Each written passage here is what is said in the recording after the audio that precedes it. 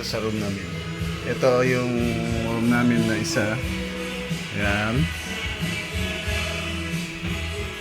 Napansin mo. Ayan ako. Wala rin. Ayan. Nakabuhan din guys. Pabalik pa kami ng Dubai. Ayan ako. Simple lang. Wala kang mga palagay. Ayan. Ito ang second room.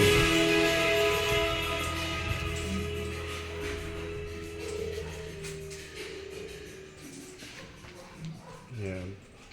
Orokan yan ba? Orokan.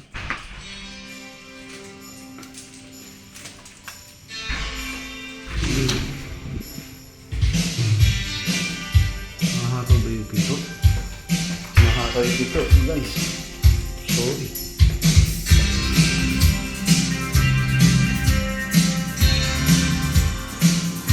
Lakas ng hangin dito guys sa Talampalagina. May bisita kami darating. Ayan. Yan ang dining table namin. Dining table. Ayan. May bisita guys eh. Kaya pakakain namin muna yung mga pang breakfast. Ayan, pang breakfast yan. Hindi ko alam kung yun ang bisita. Ayan ang spa namin guys. With split AC. Wow! Hindi lang ang nakakabigat dyan guys. Ito ba? Ito ang TV. Ayan. Ito guys, no? Ayan. Ito ang stage. Ito gano. Ayan. May munting altar. Pag-akyat. Wala yung ano dito. Anyway, ito small kitchen sa loob, pero hindi siya dirty kitchen dahil ito niritoke ko lang yan guys. Alam mo mukhang maganda yun, malinis. Ito ang pito namin papuntang dirty kitchen. Ito ang bathroom guys.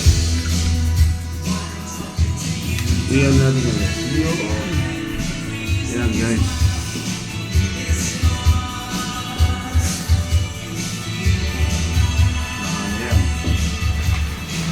Yan.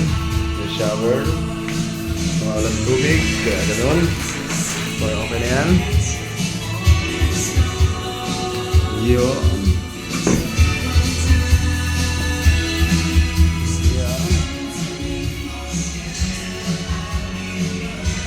Ito yung pantry.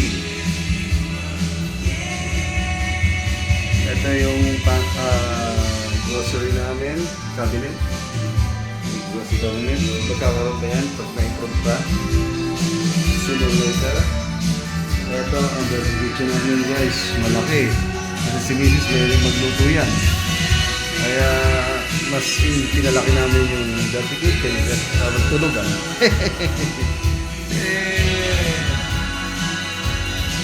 Ayan guys, yan!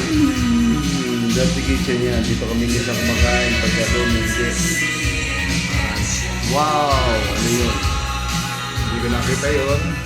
Pero anyway, pag pininturaan na pati yun. Ay, kapot. Yan. Ito, sliding into sa kitchen. At aluminum door. Yan, aluminum door lang yan guys. Hindi na namin nag-ano. Ito ang garage namin guys. May owner kami si Lolo. Lolo tawag namin kasi sa tatay pa ni Ethel yan. At ang gumagamit si Kuya. Ito washing machine. Dito nakalagay yung washing machine namin. Dito ano yan. Yan. Yan guys oh.